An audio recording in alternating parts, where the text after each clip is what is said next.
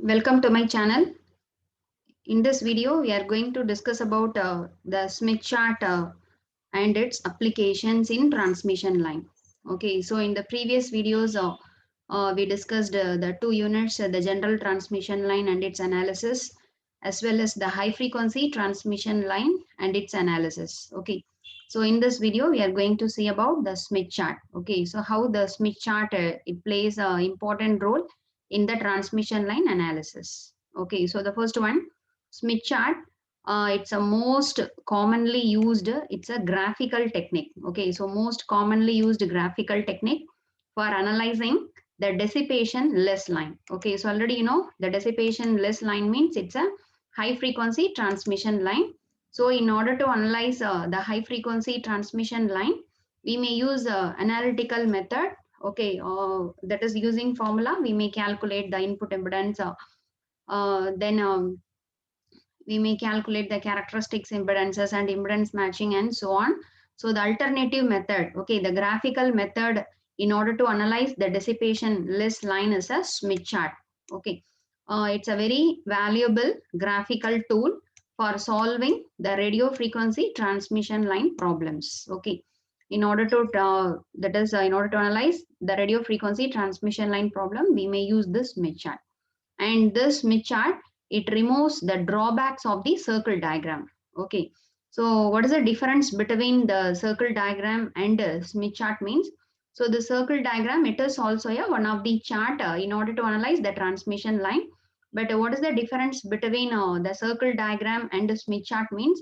In circle diagram, the values of resistive and reactive components are represented in rectangular form. Okay, that is the impedance is that it can be written as R plus jx. Okay, R plus jx. So here R is a resistive component and this imaginary, that is R is a real. The real component is a resistive component. X is a reactive component. So in circle diagram, this resistive component and reactance component are represented in rectangular form. Okay, but in Smith chart, these values are represented in polar form. So that is the difference between the circle diagram and Smith chart. Okay, then we will see the various definitions of Smith chart. So first one, the Smith chart, it is a special polar diagram. Okay, so it's a polar diagram, that is circle. Here all values are available in a circle manner. Okay, so it's a polar diagram. It containing the constant resistance circle as well as the constant reactance circle, then circles of SWR, standing wave ratio. Okay, and the radius lines representing the line angle locus used for solving the transmission line and waveguide problem.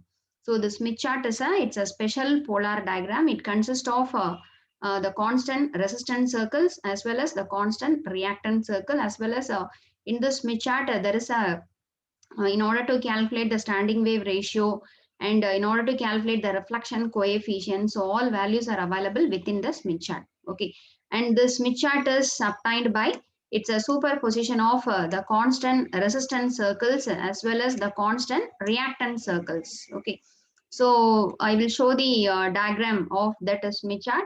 So you see, this is the resistance circle available in the Smith chart. Okay, so that is in that, so you see this is the resistance circle. So this outer resistance circle, so you see the last resistance circle, it is having the value, the resistive component value is 0. Okay, then this circle, it's the second circle, it indicates the resistive component value as 0.3. This entire circle, it is having the resistance value as a 0.3. Then this is 0.8, 1, 3, 5, 7, etc. Then in the last, okay, so at the end of this right side, right end of this Smith chart, this reactive, the resistance component is equal to infinity. In the left end, the resistive component is 0. In the right end, the resistive component is equal to infinity. Okay, this is the resistance circle. And you see in that Smith chart, so there is another one, this radial lines is there. So this radial line, it indicates the reactant circles. Okay, so this reactant circle is, you see, so along this x-axis, this reactance value XA, okay, X means reactance. So the reactive component at the left end of this Smith chart is 0. And you see the right end of this Smith chart, the reactive component is plus or minus infinity. Okay. And this line, it again indicates the reactive component 0.8 plus 0.8. This is plus 0.5, 1, 2, 3, etc. Okay. So it is increasing in this direction. Similarly, you see in bottom minus 0.8, minus 0.5, minus 1, minus 2, etc. Okay. So in that, so in the reactant circle, you see, so this upper half, okay, this upper half diagram, in upper half diagram, there is a positive reactance. Okay, that is the reactance values are positive. It means it is a inductive reactance. So the upper half of the diagram, it indicates the inductive reactance. Since the inductive reactants are plus Jx. Okay, similarly in the lower half of the circle, here the reactive components are negative. It indicates that the reactance values are in capacitive in nature. Okay. So plus Jx we have to mark in the upper half of the diagram. Minus Jx we have to mark in the lower half of the diagram. So the superposition of this resistance circle and this reactance circle, it gives the Smith chart. So you see this is the complete Smith chart. So in this Smith chart, you see you can see the two type of circle. So you see this is the resistance circle. Okay, this is the resistance circle of certain value. This outer resistance circle is having the value r equal to 0, then 0.2, 0.3, etc. It is increasing. Similarly, you see the radial line. Okay, so radial line is there. This radial line indicates this one is the reactive component. So this upper half of the circle indicates the inductive reactance. Okay, this lower half of the Smith chart, it gives the capacitive reactance. That is, capacitive reactance means here the reactance is having minus Jx value. The reactive components are negative. In the upper half of the diagram, the reactive components are positive. Okay, so this is the complete Smith chart. And we can say that, so the next thing, and this Smith chart, it is basically a polar plot of reflection coefficient K. Okay. So from this Smith chart, we can calculate the reflection coefficient also. Okay. So if the load impedance and the characteristics impedance of the transmission line is given, means we can calculate the reflection coefficient using the Smith chart. So the Smith chart, it is a polar plot of reflection coefficient. So polar plot means we can't get the K value in complex form.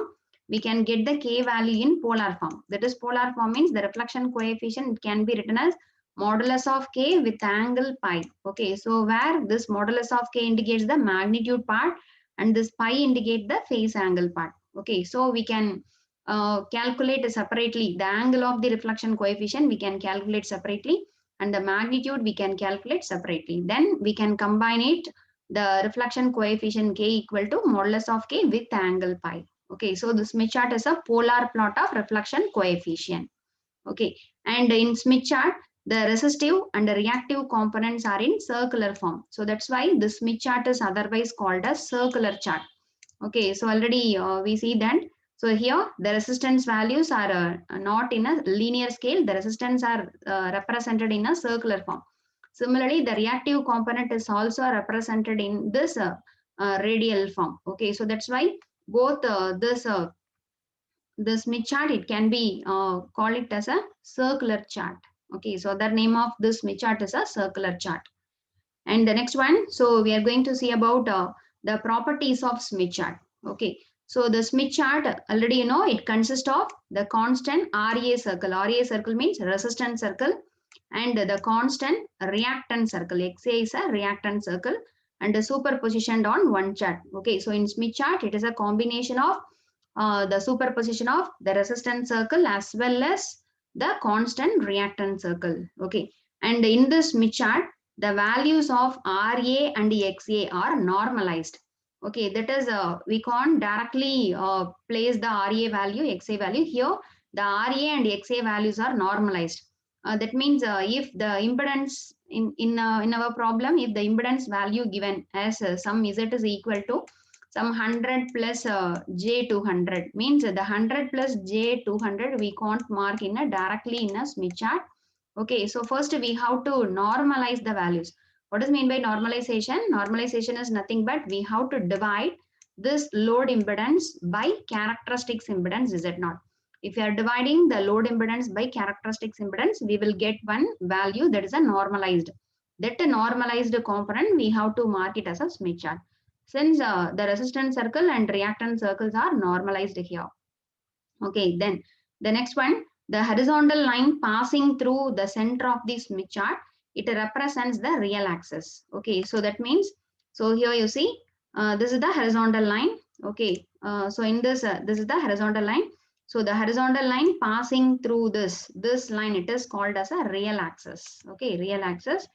And the next one, if the reactive component is greater than 0 means that is the inductive reactance. Okay, already you know the reactance value is greater than 0. Greater than 0 means plus j some value. Okay, plus jx means it's a inductive reactance.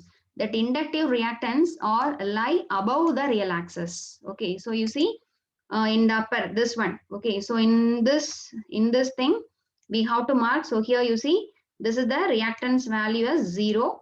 Here you see the reactance value as 0.1, 0.2, 0.3. This is 0.4, 0.5, 0.6, 0.8, etc. Okay, so this is the positive reactance. So in the upper half of the circle, it indicates the positive reactance. Similarly, the lower half, okay, in the lower half you see again 0.1, 0.2, 0.3, etc. This is the capacitive reactance. Okay, so if xa greater than 0, it lies above the real axis, and xa less than 0, xa less than 0 means minus jx value. It's a capacitive reactance, it will lie below the real axis, and xa equal to 0 becomes a real axis.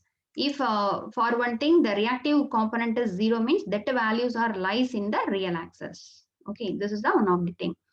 Then the next one, if Ra equal to 1 and Xa equal to 0, that is the resistive component is 1 and the reactive part is 0, that point is said to be the origin point of the graph. Okay, and you see, so whereas Ra equal to 0 and Xa equal to 0, Xa equal to 0, so already you know that is Ra equal to Xa equal to 0 is a real axis and Ra equal to 1. So you see this is the Ra equal to 1. So this point, okay, so this point, so in this point Ra equal to 1 and Xa value is equal to 0. So this point is said to be the origin point of this Smith chart.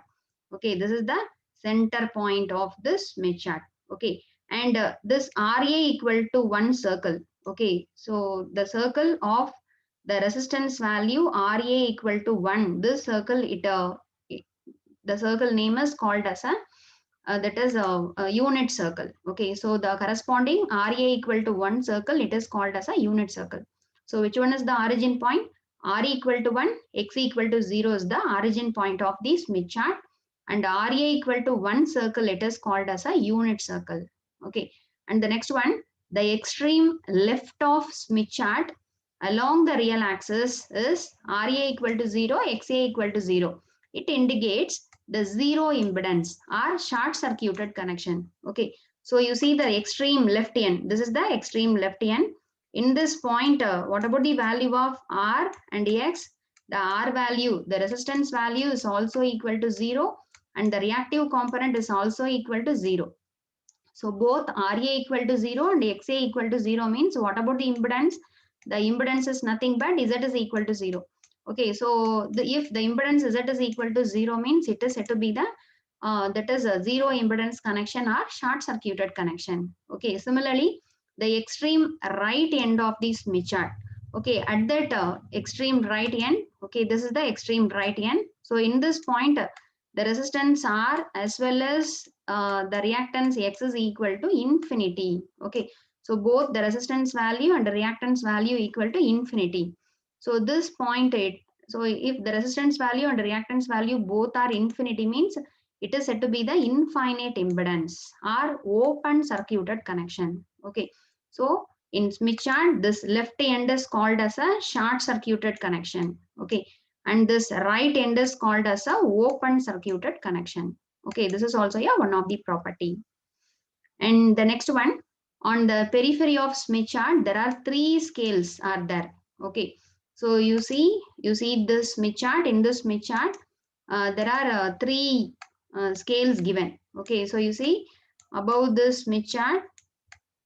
Okay, so we can see that this one. So this is up to this only Smith chart. Okay, so you see this is one scale.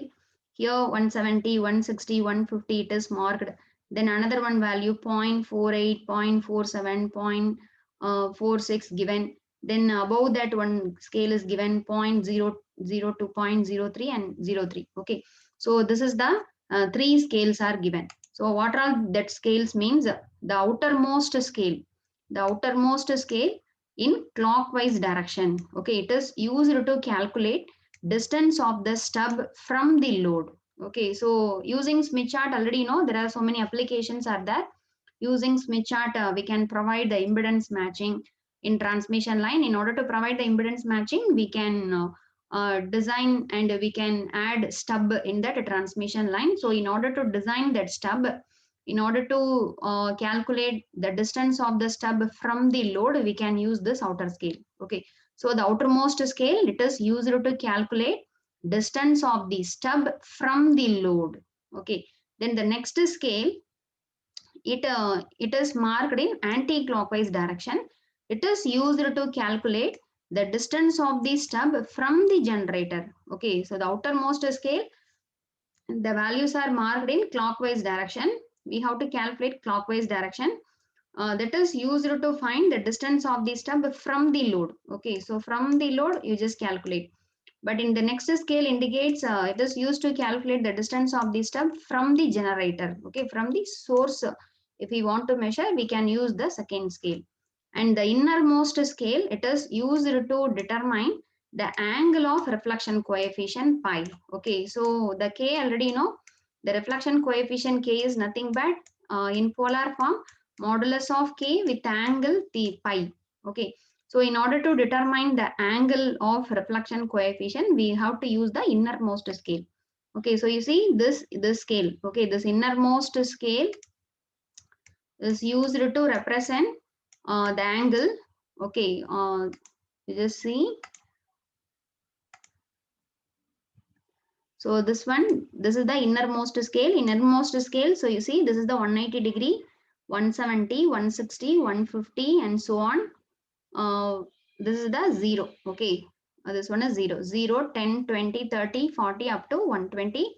Then here minus 170, minus 160, minus 150, and so on. Okay, so this one is used to represent reflection coefficient. Okay, this point it is used to represent the angle of reflection coefficient pi. And the outermost scale, you see, this outermost scale, the values are moved in clockwise direction.